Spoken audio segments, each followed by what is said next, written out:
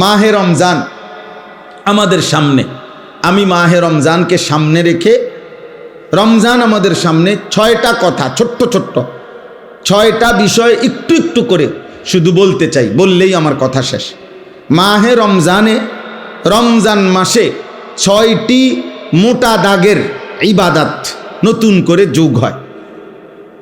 আগের সকল ইবাদত সেটা তো আছেই, আগের যত নিষেধাজ্ঞা, হারাম, গুনাহ এটা তো আছেই, নতুন করে 6টি গুরুত্বপূর্ণ ইবাদত রমজান মাসে যুক্ত হয়। একজন মুমিনের উচিত, আল্লাহ তাআলা যেহেতু আগের সমস্ত ইবাদত এর সাথে রমজানে আরও 6টি ইবাদত যুক্ত করেছেন নতুন করে, অতএব একজন মুমিনের উচিত এ কথা বুঝা যে রমজান মানেই ইবাদতের জন্য, রমজান মানেই আখিরাতের জন্য, রমজান মানেই নিজেকে গুনাহ থেকে মুক্ত করাবার জন্য, রমজান মানেই ভিন্ন কিছু, রমজান মানেই আলাদা কিছু, রমজান মানেই অনেক কিছু। এক ইমানদারের জন্য, যার আখিরাত দরকার, যার জাহান্নাম থেকে মুক্তি দরকার, যার মূলত জান্নাত দরকার, আর যার এগুলো দরকার নাই, তার কাছে রমজান আর গাইরে রমজান ভিন্ন। রমজান এবং অন্য সময় বরাবর। তার হলো পেশাব পায়খানা, তো এটা তো সব মাসে বরাবর। তার হলো বাদ্যুকা খাওন, তো তার তো এটা বরাবর। তার তো হইলো যৌন চাহিদা পূরণ করা, লজ্জাস্থানের চাহিদা, এটা তো সারা মাসে সারা বছর বরাবর। তার জীবন তো হইলো খাইছে, ঘুমাইছে, পেশাব পায়খানা করছে, যৌন চাহিদা পূরণ করছে, যখন যেভাবে, হালাল হোক আর হারাম হোক, হালাল নিজের স্ত্রী দেখা হোক আর মোবাইলের নর্তকী দেখা হোক, যেমনে হোক নিজের চাহিদা পূরণ হইলেই হয়েছে। এই যে জীবন, এইটা যাদের জীবন জন্তু জানোয়ারের মতো, তাদের জন্য রমজান কিছুই না, আলাদা কিছুই না।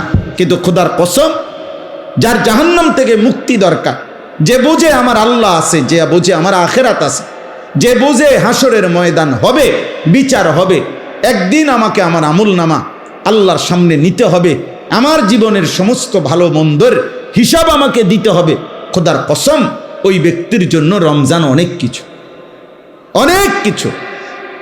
রমজান আলাদা কিছু, রমজান আলাদা কিছু।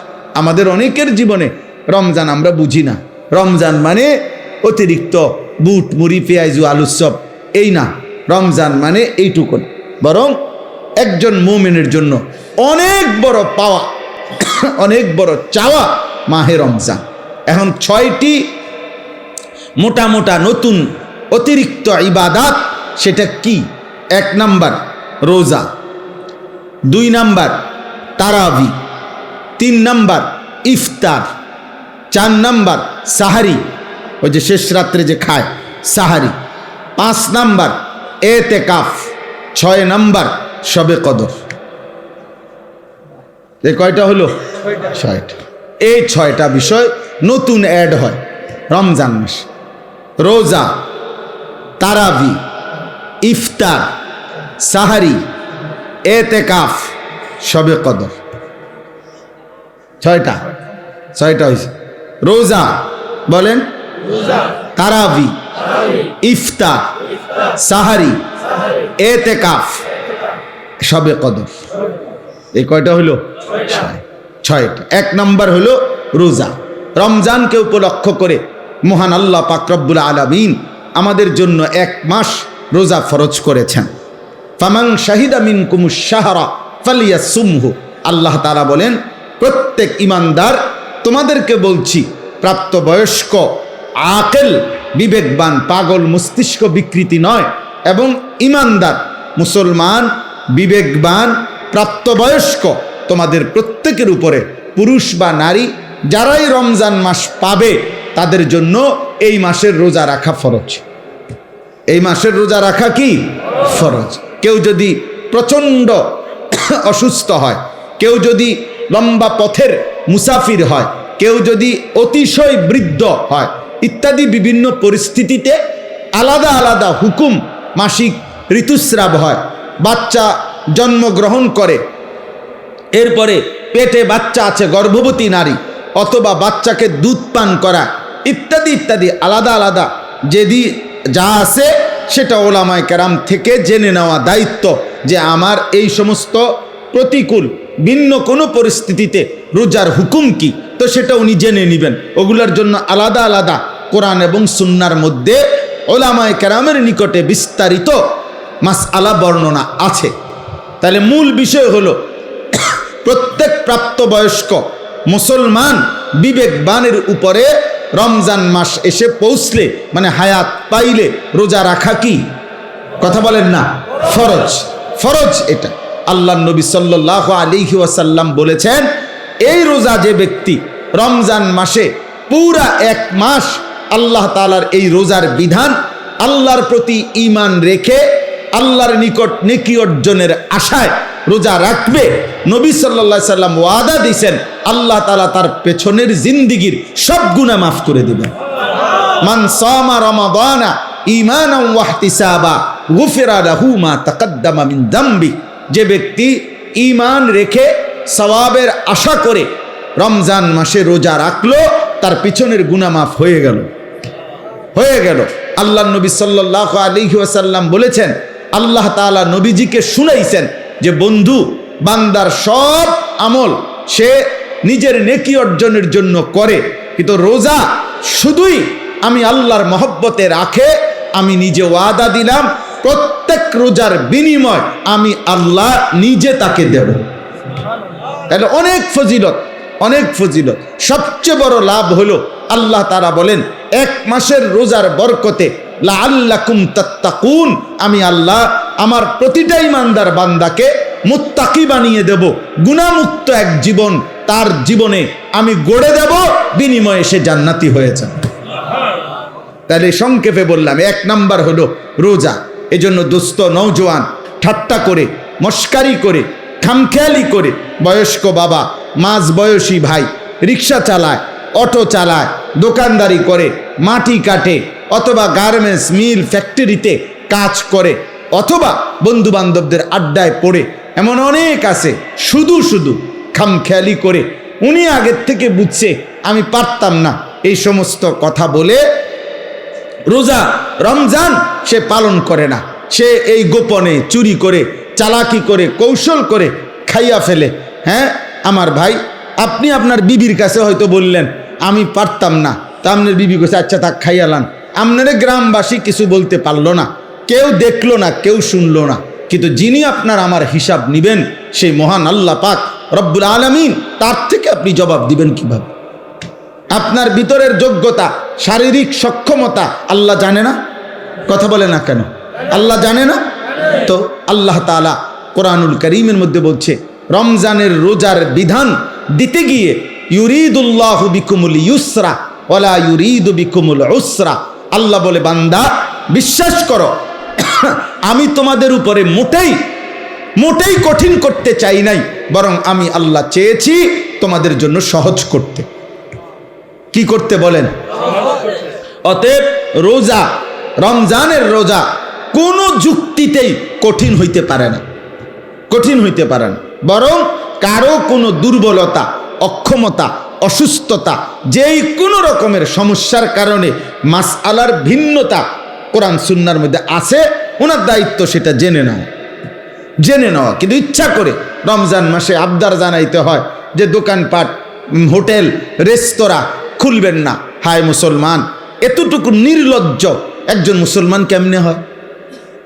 আপনার কাছে এটা আবদার জানাইতে হবে কেন? আপনি একজন মুসলমান না? এদ্দুর বিবেক, এদ্দুর আকল একজন মুসলমানের এতটুকু হবে না? এটা কথা হইল? এই জন্য আমাদের প্রত্যেকটা ছেলে দোস্ত, তোমাদের কাছে অনুরোধ, প্রত্যেকেই নিয়ত করেন যে ইনশাআল্লাহ আমরা রমজানের পুরো এক মাস রোজা রাখবো ইনশাআল্লাহ। বলেন ইনশাআল্লাহ। ছেলেরা বলো ভাই ইনশাআল্লাহ। অনেক বরকত। সবচেয়ে বড় কথা হলো যুবকদের জন্য রোজার একটা বড় ফায়দা কি? রাসূলুল্লাহ সাল্লাল্লাহু আলাইহি সাল্লাম স্পষ্ট বলছেন, ফাইন্নাহু লাহু বিজাউন, কোন ব্যক্তির যৌন চাহিদা নিয়ন্ত্রণ করার ক্ষেত্রে, নারীর প্রতি আকর্ষণ, নারীর প্রতি চাহিদা, জিনা ব্যভিচারের আগ্রহ, অসৎ চরিত্রহীন লম্পট্য নিজের নফসের চাহিদাকে হারাম চাহিদাকে দমন করার জন্য, নিয়ন্ত্রণ করার জন্য রাসূলুল্লাহ সাল্লাল্লাহু আলাইহি ওয়াসাল্লাম বলেছেন রোজা একটি কার্যকর মাধ্যম। এই জন্য কোনো যুবক যদি সারা বছর নিয়ম মাফিক কিছু রোজা রাখতে থাকে, আল্লাহ চাহে তো তার চারিত্রিক সৌন্দর্য খুব দ্রুত ফুটে ওঠে। প্রতি সোমবার রোজা রাইখা দেখো, প্রতি বৃহস্পতিবার রোজা রাইখা দেখো, প্রত্যেক আরবি মাসে 3 দিন 13, 14, 15 রোজা রাইখা দেখো। এক কম বেশি তাহলে আল্লাহ রসুলের ওয়াদা যে রোজা একটি ঔষধ যার দ্বারা যৌবনের চাহিদা, যৌন চাহিদা নিয়ন্ত্রণ হবে। আর রাসূলুল্লাহ সাল্লাল্লাহু আলাইহি সাল্লামের কথা মিথ্যা হইতে পারে না, নবীজির কথা কি হইতে পারে না, মিথ্যা হইতে পারে না। এই জন্য যুবক ছেলেদের জন্য এটা ভীষণ জরুরি। তুমি চালাকি করে ওরা, পৃথিবীর কেউ বলতে পারে নাই, কেউ তোমারে সাহস করে নাই। তোমারে জিজ্ঞাসা করছে তোমার বাবা মা রোজা রাখতি না? রাখতাম না। আর কি কিল্লে রাখতাম না কইছি। আমিরা তো কথার দরকার কি না, কারোই কোনো দরকার নাই, তোমারই দরকার তোমার আল্লাহর কাছে হিসাব দেওয়া। তোমার মতো মাতবর, এর চাইতে বড় মাতবর পৃথিবীর থেকে হারায় গেছে, হারায় গেছে। আজরাইল তোমার আমার চাইতেও বড় ক্ষমতাধরদেরকে এই দুনিয়া থেকে ধাক্কা দিয়া কবরস্থানে ফেলায় দিছে। অতএব মাতবরির কিছু নাই, অহংকারীর কিচ্ছু নাই, অহংকারের কিচ্ছু নাই। কালকে পত্রিকা আসছে, খবরে দেখলাম যে ওই ভোট কেন্দ্রে দাঁড়ায় আছে, ভোট কেন্দ্রে দাঁড়ানো অবস্থায় একজনের মৃত্যু হয়েছে। তাইলে এক চিরন্তন বাস্তবতা, এক চিরন্তন সত্য এটা। অতএব রোজা আমাদের কোনোভাবেই রমজানের রোজা একজনের রোজা না, বরং একজন আরেকজনকে রোজা রাখতে আমরা উৎসাহিত করব ইনশাআল্লাহ। রাসূলুল্লাহ সাল্লাল্লাহু আলাইহি ওয়াসাল্লাম বলেন আসসিয়ামু জুন্নাতুন, রোজা হচ্ছে গুনাহ থেকে বাঁচার ঢাল স্বরূপ ঢাল। যুদ্ধের ময়দানে তরবারির সাথে যেরকম ঢাল থাকে, যা দ্বারা শত্রুর তরবারির আক্রমণ থেকে বাঁচানো হয়, নিজেকে রক্ষা করে, রোজা মানুষকে নবীজি বলছে যাবতীয় গুনাহ থেকে বাঁচার ক্ষেত্রে ঢাল স্বরূপ। আল্লাহ তাআলা তৌফিক দান করেন। আসেন দ্বিতীয় নাম্বার, তারাবি। দ্বিতীয় নাম্বার কি? তারাবি। 5 ওয়াক্ত নামাজ রমজান মাসেও ফরজ, আর এখনো কথা বলে না। 5 ওয়াক্ত নামাজ সারা বছরই মুমিনের জন্য কি ফরজ। একটা কথা ছেলের আব্বা, তুমি খাও দাও ফুর্তি করো, যাই করো, কোনো অসুবিধা নাই, মনে রাখো, বাকি এতটুকু মনে রাখো, তোমার ভোটার আইডি কার্ড আর জন্ম নিবন্ধন সনদের হিসাবে না, বরং আল্লাহ রাসূল সাল্লাল্লাহু আলাইহি ওয়াসাল্লাম বলেছেন 5 ওয়াক্ত নামাজ যার জীবনে নাই, আল্লাহর নবী বলছে তার জীবনের মধ্যে ঈমানও নাই, ইসলামও নাই। নবীজি সাল্লাল্লাহু আলাইহি সাল্লাম বলছেন ফারকু মা বাইনানা ওয়া বাইনাল কুফরি আস-সালাহ। কোন ব্যক্তি ইমানদার নাকি কাফের এটা পার্থক্য করার চিহ্ন আল্লাহর নবী বলেন নামাজ। অতএব নামাজবিহীন কোন নাফরমান যদি একেবারে 1 কোটি বারো চিৎকার দিয়া মাইকিং করেও সে বলে মুসলমান, আল্লাহ রসুল বলছেন না, সে মুসলমান না। নবীজি বলছেন না। তো ঠিক আছে, এবারে তোমার ভোটার আইডি কার্ড লইয়া তুমি কবরস্থানে যাইও, তোমার ভোটার আইডি কার্ড নিয়া তুমি হাসরের ময়দানে দাঁড়াই। দুনিয়ায় তো ভোগ করো, আহামরি তো আর কিচ্ছু না, কেউই তো আর অতিরিক্ত। কোনো নাফরমান, কোনো পাপী তো আর বাঘের গোস্ত খায় না, আর সিংহের গোস্ত খায় না, এই ফার্মের মুরগায় খায়, কক মুরগায় খায়। তাহলে দুনিয়া কিছুই ভোগ করে না, কিচ্ছু না, কিচ্ছু না, শুধু শুধু নিজের জীবনটা নষ্ট করে। মোবাইলের নর্তকী তো কেউ ধরেও না, সইও না, এটা শুধু চাইয়া থাকে। তাহলে এটা তো নিজেই বোঝে এটা বেহুদা, এর জন্য আল্লাহর নাফরমানি করে, 1 ওয়াক্ত নামাজ পড়ে না। আহা, আশ্চর্য এটা। আমি এই জন্য সব সময় ভাবি যে নামাজ যে পড়ে না ছেলেরা, বাবা তোমরাও মনে রাখ, এর চাইতে আহাম্মক বেওকুফ আর কেউ হইতে পারে। বোকা তুমি, একদম বোকা, একদম বেওকুফ। অথচ 5 ওয়াক্ত নামাজ পড়ে শতভাগ দুনিয়া ভোগ করা যায়। খানা, খাদ্য, পেশাব, পায়খানা, স্ত্রী, সন্তান, সংসার, দালান, বিল্ডিং, বাড়ি ঘর, সব কিছু দুনিয়া ভোগ করা যাচ্ছে নামাজ যারা পড়তেছে। তাহলে এখানে অসুবিধা কোথায়? এখানে অসুবিধাটা কি? কি লাভ? নামাজ না পড়ে? কি ফায়দা? কি ফায়দা? অনেক ছেলে তোমাদের বেনামাজি চেহারা দেখলেই চিনা যায়, উস্কো খুস্কো চুল, এগুলো কোনোভাবেই শালীন সুন্দর না। চেহারা আরো পাউডার দিল, চেহারার মধ্যে একটা বিভৎস নাপাক তার চেহারার মধ্যেই ভাসে। কারণ যে নামাজ পড়ে না, সে পেশাব করে ঠিক মতো, সে পানি টয়লেট পেপার ঢিলা কুলুকো ব্যবহার করে না, কারণ তার তো নামাজ নাই।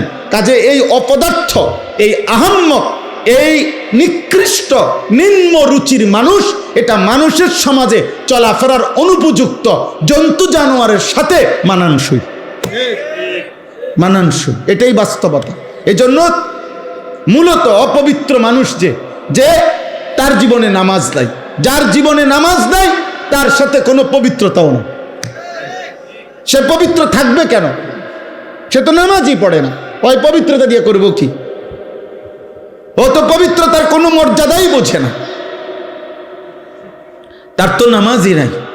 এই জন্য দোস্ত, প্রথম কথা এটা, 5 ওয়াক্ত নামাজ, এটা ছাড়া মুসলমান হতেই পারে না। এটা একেবারে সহজ কথা। মান তারাকা সালাতাম মুতাআম্মিদান ফাকাদ কাফারা, নবীজি বলেন, ইচ্ছে করে যে নামাজ ছেড়ে দিল সে কাফের হলো। একেবারে বিশুদ্ধ হাদিস, ফাকাদ কাফারা, সে কাফের হলো। নবীজি বলছেন, তুমি জিজ্ঞাসা করে দেখো, আল্লাহ রাসূল সাল্লাল্লাহু আলাইহি সাল্লাম বলছে, তো যিনি বলছেন সে কাফের হয়ে গেল, তো হ্যাঁ বড় কয় বড়ারে সুপারিশ করবো জিলাপি দিয়া? হ্যাঁ করো, আমনে খান বইয়া বইয়া জিলাপি, আমনে বিরিয়ানি খান কারাকারি কইরা। হ্যাঁ দেখ, অনেক বড় ক্রেডিট বেটা, 60টা লইছে, 60টা ফোটলা লইছে। ছি ছি ছি ছি। অথচ একটা বাচ্চা হয়তো তার এই 4টা লওয়ার কারণে বাচ্চাটাও অজরে কাঁদছে, বাচ্চাটা হয়তো পায় নাই। তুই বেটা একটা বাচ্চার মুখের খাবার কেড়ে নিলি, আবার এটা ক্রেডিট হইল কি? তুই তো জালেম বেটা, এটা জালেম না?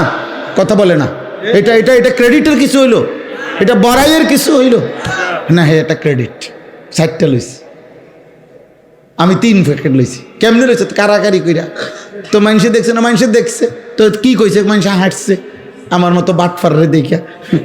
মানুষে বুঝে যে এই ডাকাত যে মানুষের খাবার খাইরা নেয়, এটার আর কি কইতো? আস্তাগফিরুল্লাহ, আস্তাগফিরুল্লাহ। আব্বা, এটা কোনো ক্রেডিটের কিছু না, অভদ্রতা কোনোদিনও সৌন্দর্য নয়। এজন্য পৃথিবীতে এ কথা পরীক্ষিত কথা, যে নারী বেপর্দা, বেপর্দা নারী, বেপর্দা সৌন্দর্য নয়, বরং অসভ্যতা। যে নারী বেপর্দা হয়, যে নারী তার শরীর রূপ যৌবন দেখায়, এটা সৌন্দর্য হইতে পারে না, সৌন্দর্য হইতে পারে না, এটা অসভ্যতা, এটা নোংরামি, এটা বেহায়াপনা, নষ্টামি ছাড়া আর কিছু না। এটা নষ্টামি, এটা খবিস, এটা খবিস, খবিস। এজন্য চরিত্রহীন যুবকের কপালে শেষ পর্যন্ত খবিস নারী জুটে, খবিস নারী। এটা বলায়েত ভাই বলতে চাইছিলেন, এই এক লাইনেই বলছিলেন।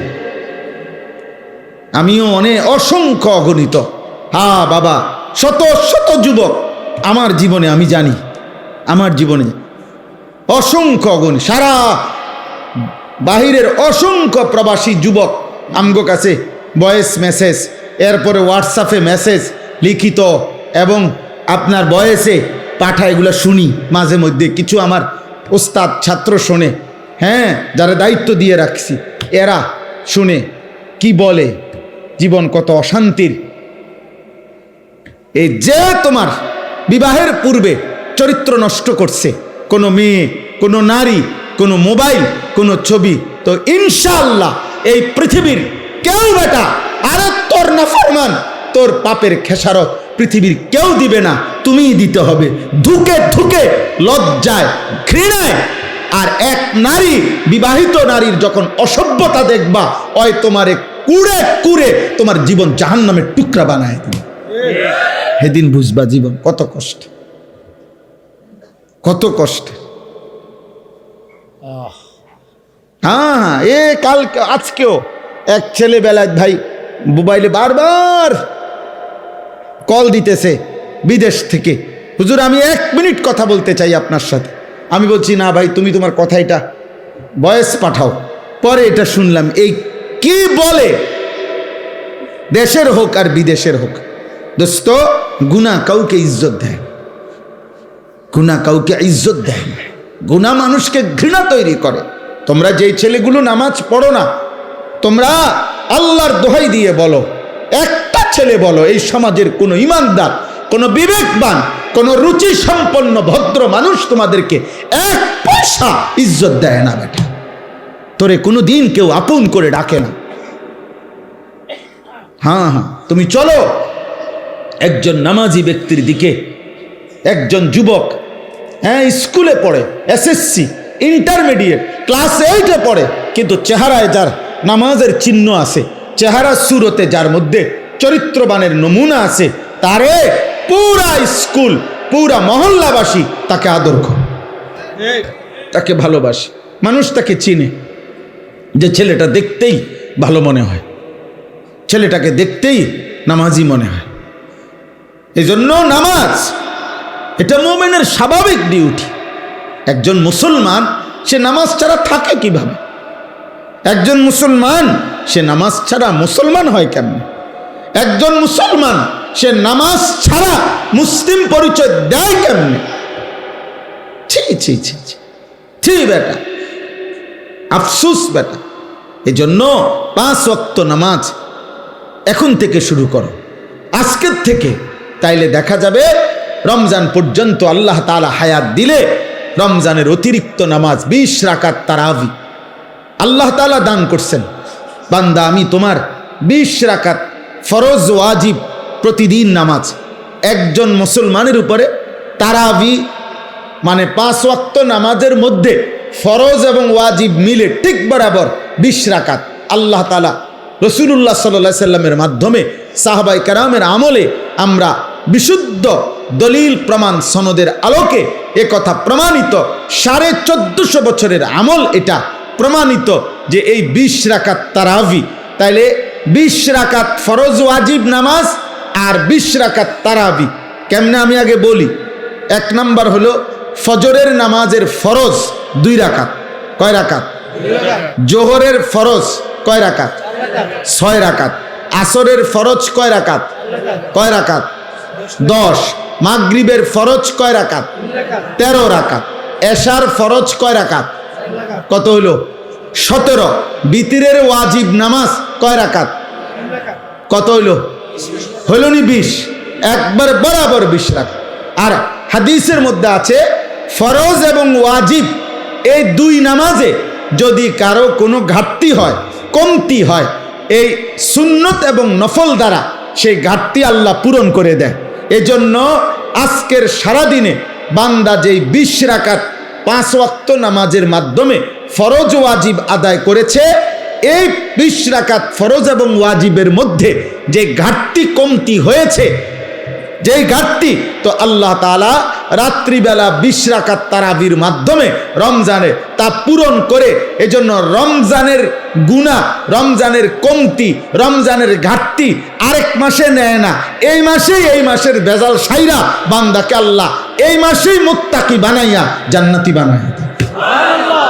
যে এই মাসের ঘাটতি সামনের মাসে ফুরামু না, না এই মাসেই বান্দা এই ডেলিটা ডেলি হিসাব ক্লিয়ার। এই জন্য 20 রাকাত তারাবি। কয় রাকাত তারাবি? সবাই বলেন কয় রাকাত? হ্যাঁ 20 রাকাত তারাবি। 20 রাকাত 1450 বছর ধরে হযরতে ওমর রাদিয়াল্লাহু তাআলা আনহুর জামানায় একেবারে মসজিদে নববীতে প্রকাশ্যে ওমরের উপস্থিতিতে সাহাবায়ে কেরাম 20 রাকাত তারাবি পড়তেন। হযরত উবাই ইবনে কাব সাইয়্যিদুল কুররা, সমস্ত সাহাবাদের মধ্যে যিনি আল্লাহর কোরআন সবচেয়ে সুন্দর পড়তেন, উবাই ইবনে কাব, উনি 20 রাকাত তারাবি হযরত ওমরের জামানা থেকে তিনি তারাবি পড়াইতেন মসজিদে নববীতে। সাহাবায়ে কেরাম 20 রাকাত তারাবি পড়তেন। 1450 বছর ধরে উম্মতের সংখ্যাগরিষ্ঠ উলামায়ে কেরাম 20 রাকাতই তারাবি সারা পৃথিবীতে পড়ে থাকেন। অতএব 20 রাকাতই তারাবি। এর চাইতে কম এর চাইতে বেশি যিনি বলে আপনার দায়িত্ব হলো উনার থেকে দলিল বুঝে নেওয়া, আমার দায়িত্ব না। আমি মসজিদে আজকেও বলছি, কেউ যদি বলে হুজুর অমুক হুজুরে আপনার কি ভুল বলছিনি, তা আমার প্রশ্ন হলো আপনি উনি ভুল বলছিনি এটা আমারে জিগাবেন কেন? আমি ভুল বলছি কিনা এটা না আমার থেকে বুঝে নিব। কথা বোঝেন নাই?